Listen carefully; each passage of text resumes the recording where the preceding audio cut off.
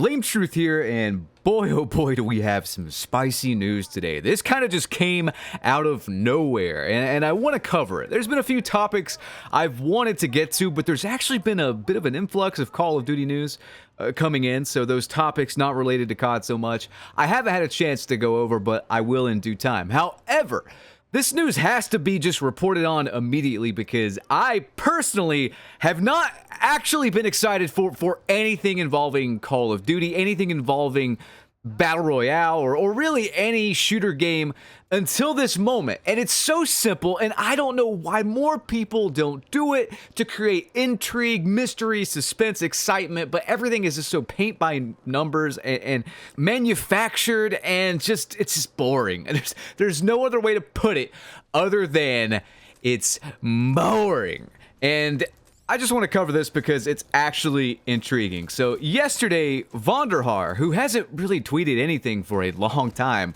tweeted this: an update for you all tomorrow. Stay tuned. Well, that was yesterday, and he actually posted an update.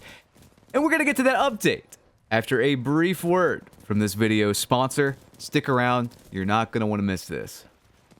Today's video is sponsored by boot.dev, and as someone with ADHD, it's really hard for me personally to learn new things if I'm not like fully interested in it. And learning a new skill, especially coding, can be a little boring sometimes.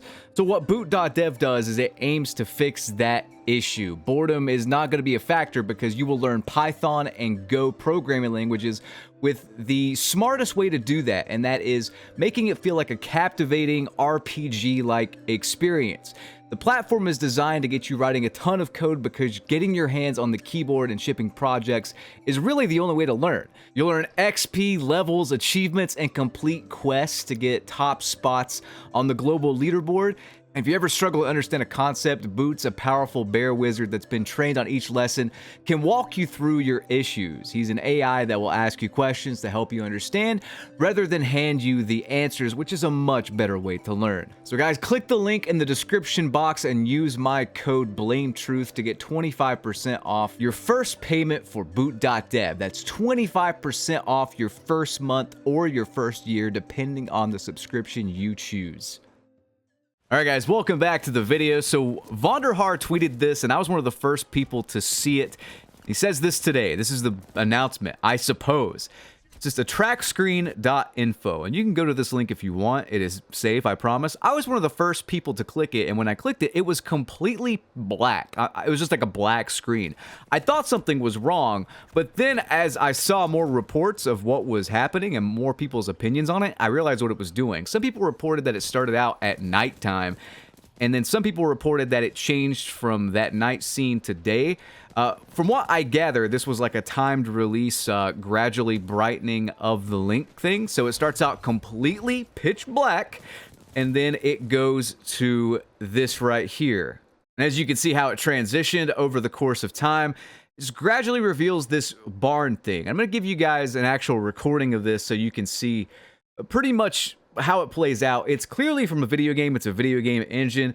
And from what I'm just seeing here, either David Vonderhaar is making some kind of VR overlanding, Desert Dave, Take My Ram Power Wagon to a farm game, or the more likely scenario, especially since this started out all black, completely black, is Blackout 2.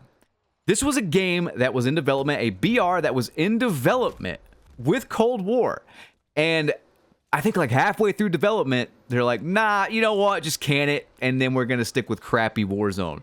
And shortly after, Desert Dave departed from Treyarch. Coincidence? Probably not. It was very clear that David Vonderhaar, he was the main mastermind behind Blackout 1, which to a lot of people is better than Warzone. I'm one of those people that thought it was better. Look, I hate all BRs. I think they're all slow, boring, and they're just not for me, man. I'd rather play like a fast-paced arena shooter, an arcade shooter, or whatever. That's just what I grew up with, what I started on, so I can't do BR. It just bores me to tears. I'd rather drag my nutsack over broken glass on the ground than play Battle Royale. But with that said, I did play a little bit of Blackout 1, and as far as Battle Royales go, I hated it the least, I gotta say. And the fact that, like, they scrapped it, and I'm not just saying it was scrapped halfway through to, like, I don't know, make some drama here, but look at this post from Reddit. This is a factual thing that happened. Like, here's all the images that were compiled on the Cold War subreddit. I mean, I'm not just making it up. This was going to happen. And the fact that they developed like half of it and wasted their dev time making that, and then we got an incomplete, buggy Cold War experience at launch is very telling. I don't think Activision has any proper like direction or leadership, and after Microsoft purchased them, I really don't think it's going to get any better. In fact, I think it's going to get worse. Now, one could take this two ways, basically, this Vonderhaar news. One could take this as he's making a spiritual successor to Blackout. It's not going to be called Blackout 2. And it's going to be separate from Call of Duty. It's going to be a project that maybe even will compete with Warzone and Call of Duty in the future. And if anything can actually compete with Warzone and Call of Duty, it's something backed by David Vonderhaar. I truly do think, and this isn't me just being a kiss ass, I think Vonderhaar is the best mind that Call of Duty has ever had, bar none. With the second, I guess, best mind probably being Mark Rubin, who is now working on X Defiant. I think these two ex-Call of Duty developers can actually bring real competition to not only Call of Duty multiplayer, but Call of Duty BR.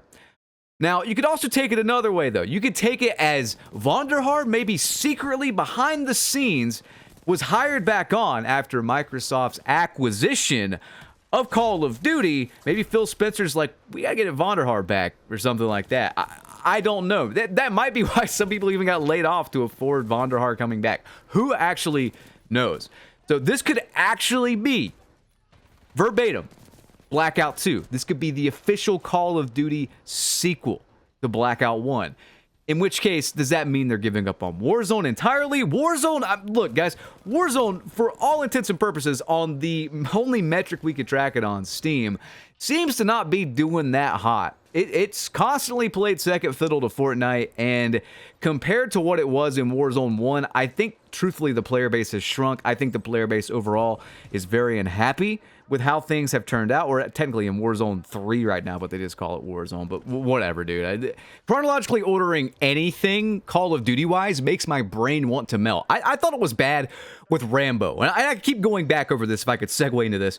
Like, the first Rambo movie is called First Blood. The second movie is called Rambo First Blood Part 2. The third movie is just called Rambo 3.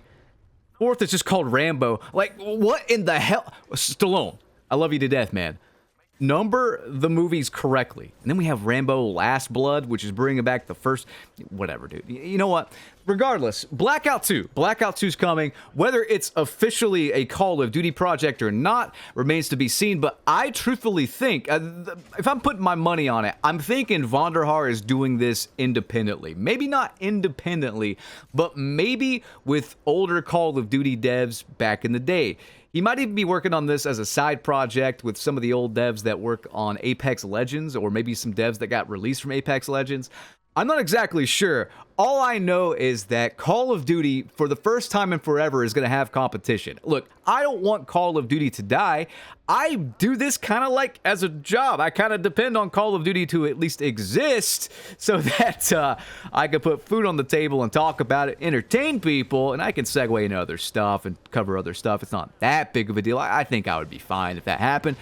But the fact of the matter is I don't want it to die. I just want it to be better. And I don't think people understand that.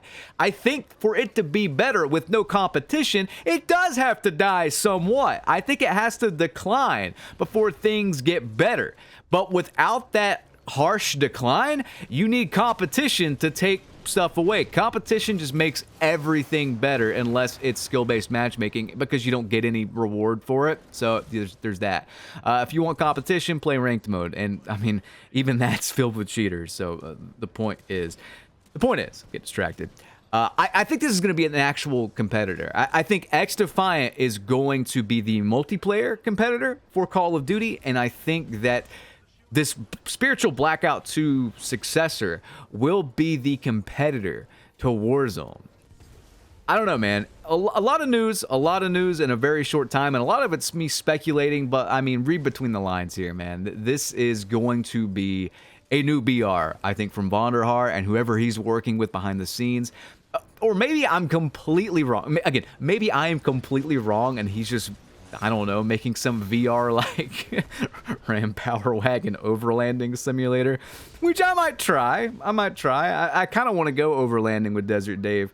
You guys remember a year or two ago, I think it was about a year and a half ago now, I also went overlanding for a little bit. You know what? I mean, when Call of Duty sucks, it makes men just want to get out in the woods and camp, I guess. I don't know, some weird thing. Anyway, guys, that's going to do it for me. Just wanted to bring you this news, and I think my take on it, my speculation on it is probably the most accurate. I'm not sure who else has covered this yet, but I don't know. I think this is going to be a really exciting time going forward in 2024 and beyond. I think that indie games, as long as games are good, they're going to take the spotlight away from crappy AAA games. And I couldn't be more for it, man. When money and suits and people that don't know what's fun start making video games, the soul just dissipates. It leaves the collective video game space's body. I don't want that. I want good games. I want games that are memorable. I want games that are good. That's just it. New Elden Ring DLC's coming out. I'll be playing that, for example. A lot of people were actually complaining that it was $40, yet they have no trouble spending $30 to look like a fucking moron in Call of Duty. It blows my mind. I would rather pay $40 for actual content that gives me an experience that's, you know, an actual gameplay edition, rather than play dress up like I'm 10 years old and go into some Halloween thing. Good God, man. The fact that there are grown men that play dress up in a first-person shooter is a sign that there's a lot of mental illness in the world. Guys, I am not going to insult skin buyers and bundle buyers anymore, though. I am going to end this video here. If you enjoyed, rate, comment, and subscribe. Let me know what you think of this, what you think this could potentially be. I could be completely off base. Maybe it's something else, but give your thoughts below. And, yeah, I will catch you guys on the next one. Have a good one. Peace out.